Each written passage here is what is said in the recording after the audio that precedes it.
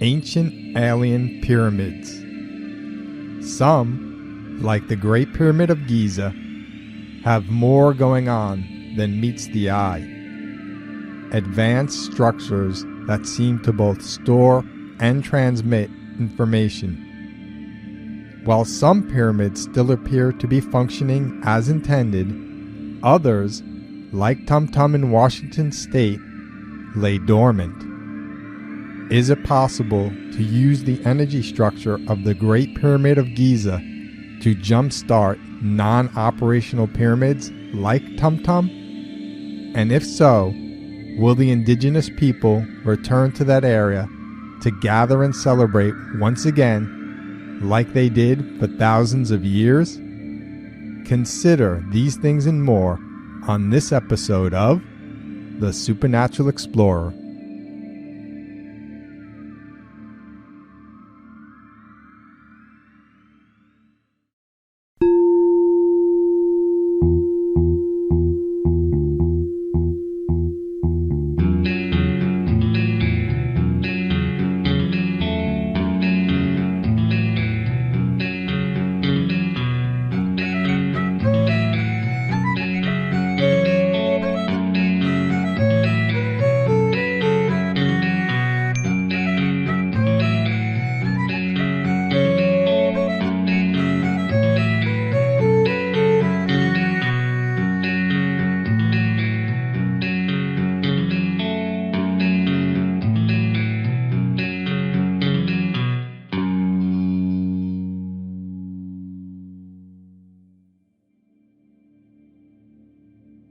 Hey, Supernatural Explorers!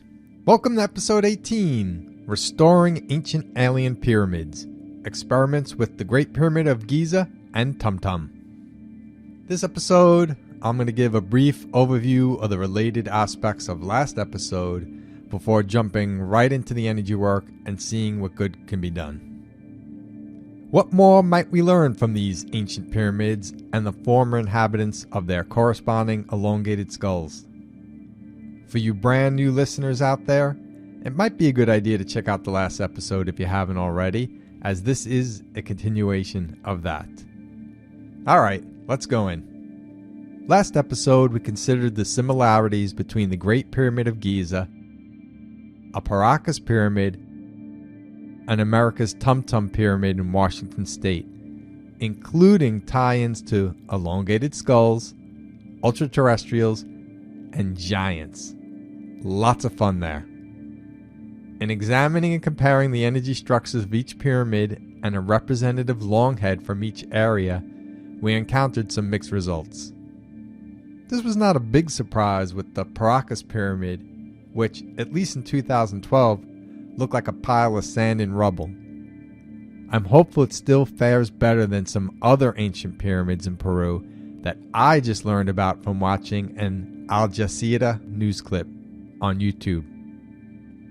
The piece reported on an almost 5,000-year-old pyramid that the Peruvian government allowed to be leveled in 2013 for apartment buildings. Frankly, that really sucks.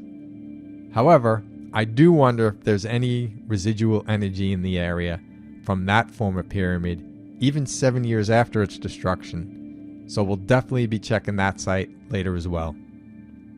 I'm happy to report I had more insights come to me on the energy structure of the Paracas Pyramid. When we checked it last episode, despite its current physical state, it energetically felt about 200 yards tall with a flickering light beaming out of the top. What popped into my consciousness was the significance of feeling the energy of that pyramid behind me. In my almost 2 decades of reading the energy of people and things, energy that is behind me represents that which we are moving away from. Makes sense, right? With that, whatever state this Paracas Pyramid is in physically, if nothing else changes, it seems like it is moving past, away from what it was energetically. So moving away from being a 600-foot tall beacon emitting light.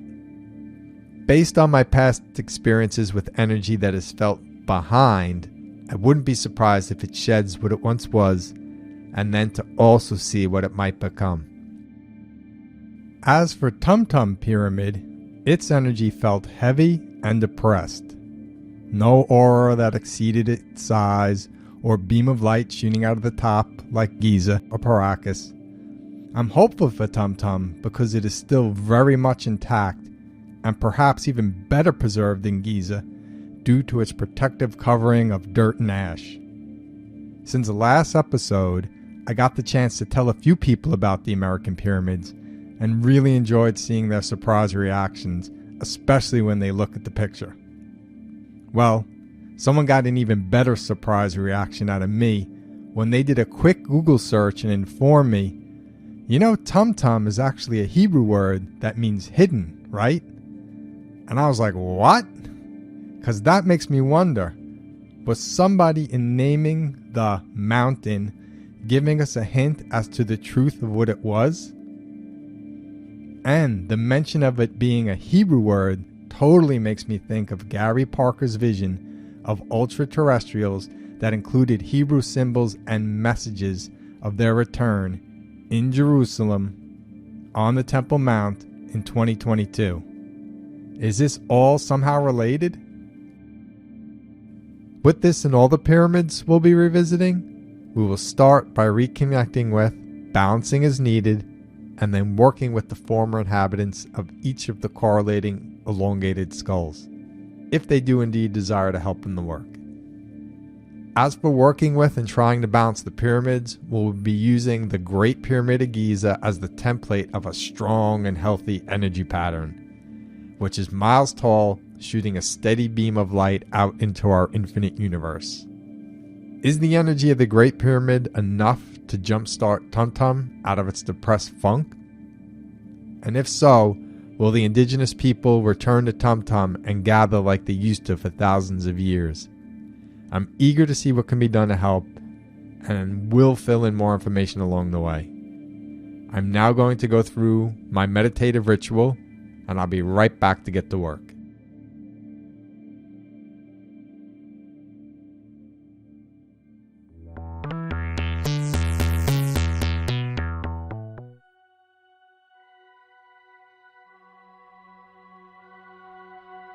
Hey, welcome back everyone. Let's get right to it.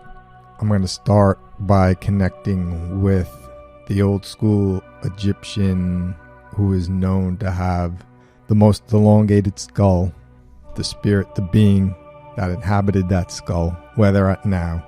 I'm going to connect with them first. Please.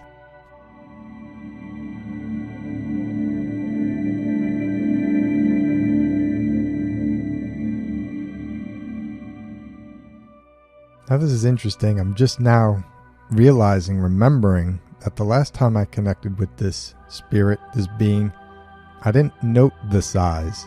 I didn't feel 20 feet tall, 40 feet tall. I felt me size. And I'm feeling the same thing now, with the exception of I feel the energy in my head coming up in a cone head shaped way. What feels true with that, if you could imagine how a highly advanced being, ultra-terrestrial or from Earth, that had an elongated skull, and if you look at that in a literal fashion related to spirituality, the part of the skull that is elongated is going up the crown chakra, the connectedness to the unseen. If that's elongated to allow the communication and transmutation to occur on a much higher level that would be associated with the crown. But there are also at the same time existing humans who didn't have these abilities or didn't have these elongated skulls.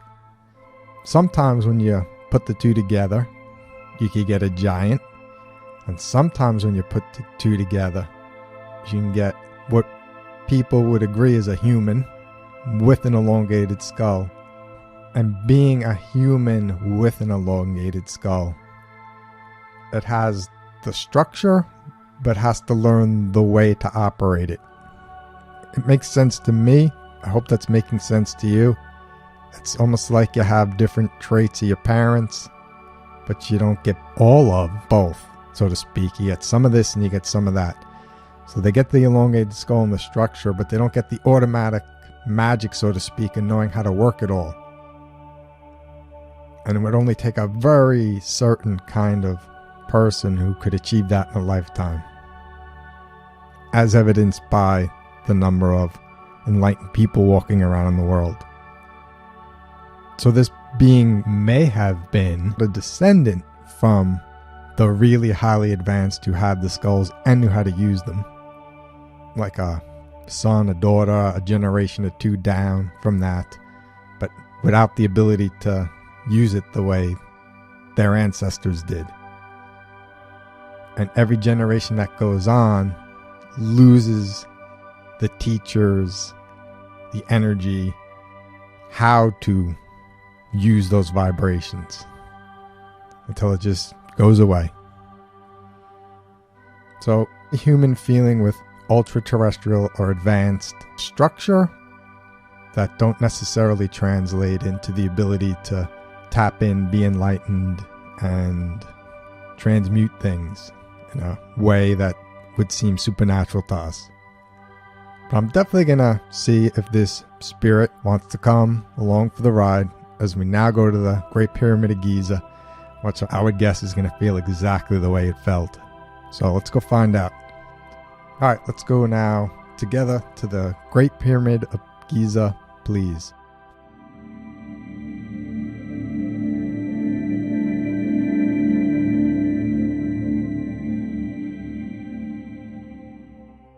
Oh, I'm very glad the other night I got to feel a layer of subtlety of the Great Pyramid of Giza.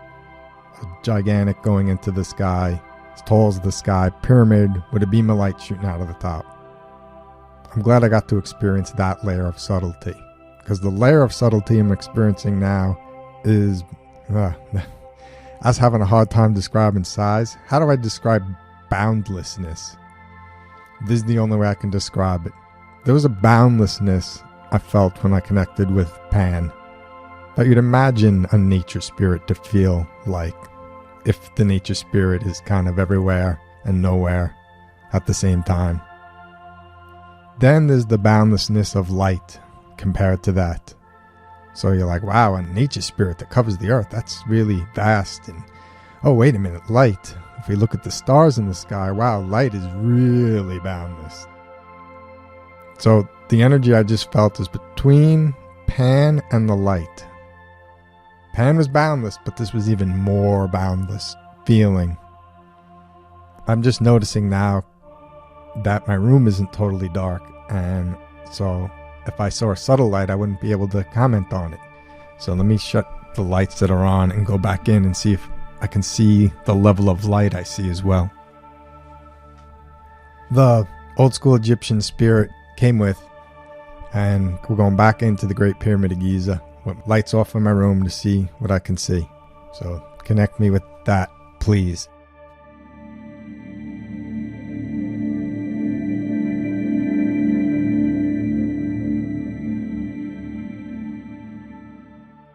The more stuff becomes formless, the harder it is to describe. There is a subtle lightness I'm experiencing with my eyes closed. Most of the energy feels, I'm putting this in quotes, physical, but it's so vast I can't describe it beyond that. So with a little lightness and a lot of balance, I feel good about what I'm feeling. I imagine, since we're all connected all the time and these are higher vibrations than me, that they know what I'm up to. I got the sense when I connected with the pyramid energy that it was ready for us in some way. Didn't feel the exact same way. Inanimate objects usually feel exactly the same no matter how many times you visit them. This is definitely an animate object in some way. And I just had the sense it was expecting us. Let's continue with the plan then. I'm going to connect now with that Paracas elongated skull spirit being we connected with the other night.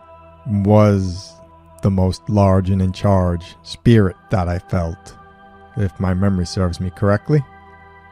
So let's connect with that spirit being now, please.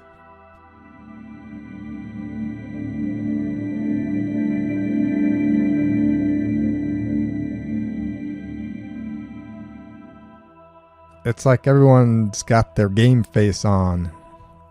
This spirit being feels different than the other night too. And if I didn't have so much experience doing this, I would be thinking, you're off, you're not feeling anything, you just think you're feeling something. But I feel pretty confident about what I'm feeling.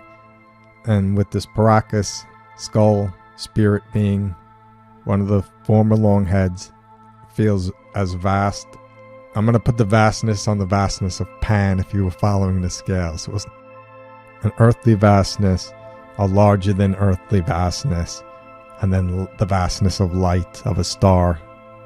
This spirit is now feeling as vast as the earth, as vast as Pan. I just have to trust that they're showing themselves or showing up in a way that is optimal to try and do what we're going to try and do, and that is to jumpstart TumTum again. And for the part of me that 100% buys in with everything that's happening, keeping my other thoughts out of my head that can doubt or ruin the experience, I feel good about what I'm feeling. I feel like they're calling in higher vibrations, the highest vibrations they can tap into, because that's what's needed to make happen what we're going to try to make happen. All right, now we're going to go to the Paracas pyramid I connected with the other day. Please connect me with that same Paracas pyramid. Thank you.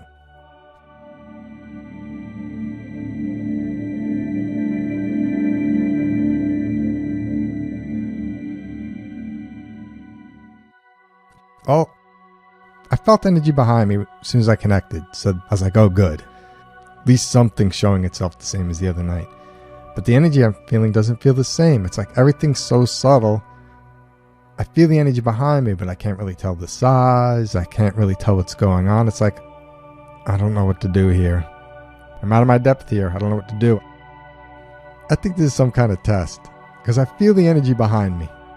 So I know I'm connected. But I'm not connected enough to read it as clearly as I could the other night. If I had to come up with a hypothesis, two things come to me. One, I'm a little off. I took a nap before this. I thought I was rested. Maybe I'm not. So maybe I'm a little off. My energy's a little low. Everything's not coming in as clear. I'm connected, but it's not coming in as clear. That's hypothesis number one. My second hypothesis is that in connecting with the other energies that feel so vast, limitless, that they elevated what I'm experiencing up a few notches. So stuff that's on a lower vibration than that is only coming in subtly, because I'm not tuning in on that vibration. And I really can't say which one it is. I don't feel tired, and I took a nap, and I was peaceful, calm, balanced, and restful intentionally all day long, trying to conserve my energy for this show. So I'm going to trust the process.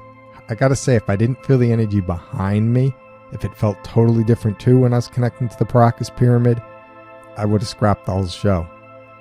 But because I felt energy behind me, and I have two possible theories as to why my ability to read stuff seems off, I'm going to trust the process. I'm going to keep going unless I get some intuition a sign to stop. I'm going to keep going forward. Let's go to the inhabitant of the TumTum elongated skull that we connected with the other night. Let's connect with him or her first, and then we're going to try and put all the pieces together and focus our intention on facilitating some kind of positive change in TumTum. All right, but the inhabitant of the elongated skull first, please.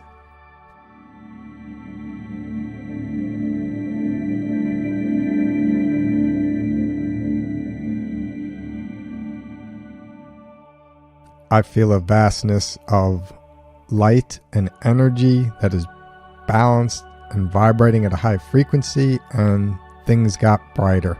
I'd say 20% brighter with my eyes closed. I'm just going to keep going forward Doesn't feel like it did the other night. Can't remember what I said for this one. Was it 20 feet tall? That size feeling, and it feels different, but because of what I'm feeling, feels so positive and is on a higher vibrational level. I'm just going to keep moving forward. Let's take it all together now and go to TumTum, please.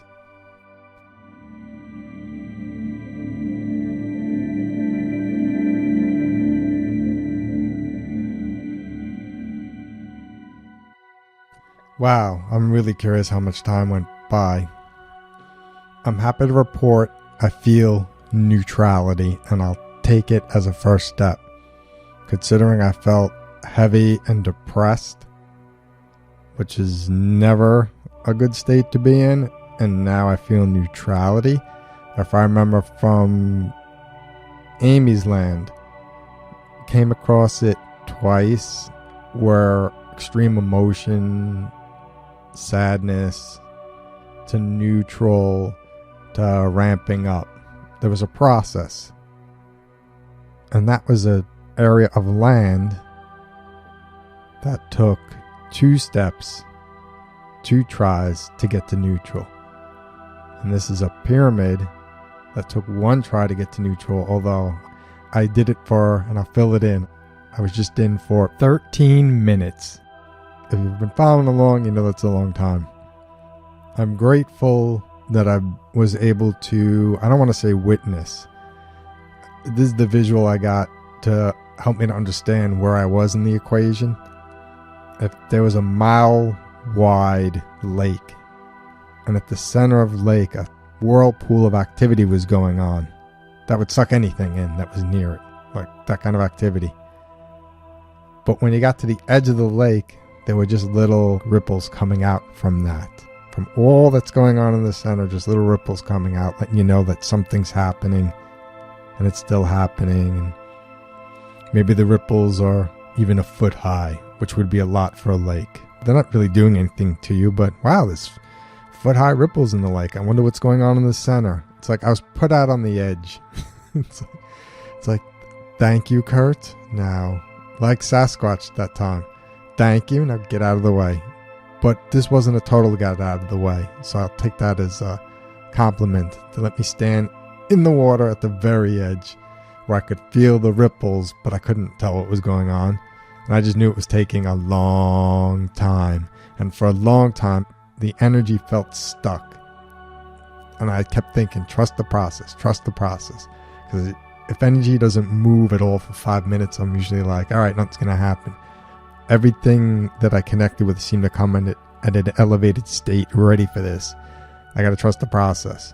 So I'm glad I did, because I'll be honest, I also went through a period where, because I really love doing this stuff. So there came a point where when I realized where I was in relation to what was going on, and that I even got to witness, in quotes, this, and that I get to be part of this, I can get excited about that. And so when I started to get a little excited about the work that was being done, and then I was getting to at least stand at the edge of it, a clear, as if it was physical in this realm, pitch, tone, played in my ear.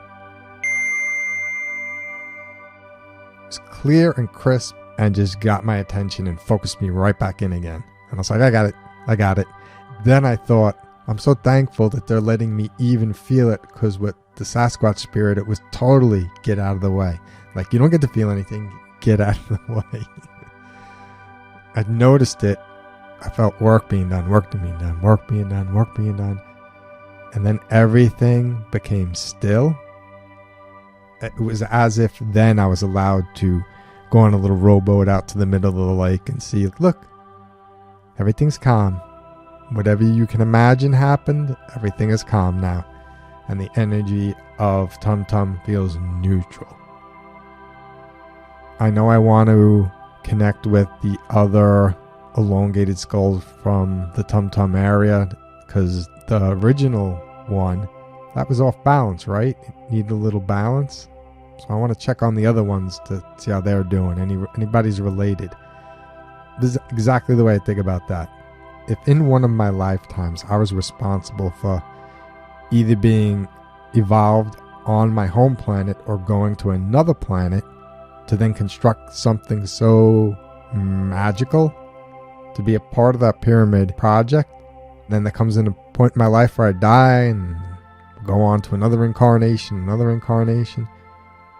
If I could retain it all, the memory, or if I'm between incarnations, or if I could retain the memory of that at all, that's not something I'd probably ever let go. Take it maybe 1,000 lifetimes. That's something I'd always look back on and be like, I wonder how that's doing. I heard it's not doing it right. Can I help out with that? I could see me being that way. Makes sense to me because I believe in reincarnation, and I believe when you're in the in-between state between incarnations, you have access to more information. You could see more as to what's going on. And I know I would be that way. So definitely want to work with them, help them out, and see if they want to help. If we can get the whole team back together in spirit, literally. I imagine that would be the team, if we can get TumTum ramped up again, that would sustain it without a problem. To be continued on that one. And I know I mentioned at the beginning of the show the pyramid that was leveled to put up apartments in Peru. I didn't know if I was going to get to it. I have some energy left, so I'm going to give it a shot. While we're all still connected, let's go check out if there's any juju left in that area, or if after 7 years or whatever it was, that area is just apartment buildings now and all the magic's dissipated. Let's go find out. Please connect me with that Paracas pyramid that was leveled in the video I watched from 2013. The area of where that pyramid was, please.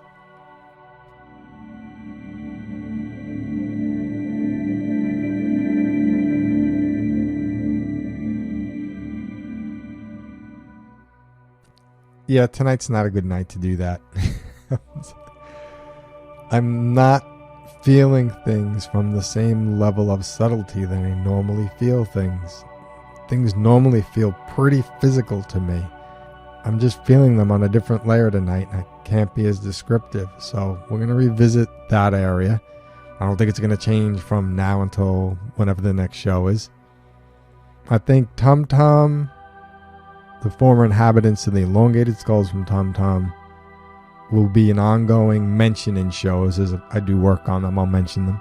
I'm not going to do a part 3. I'll just mention them in other shows. If it went from depressed to neutral, where's it going to go from neutral to what next? So definitely going to work on it next show. It's just not going to be a part 3.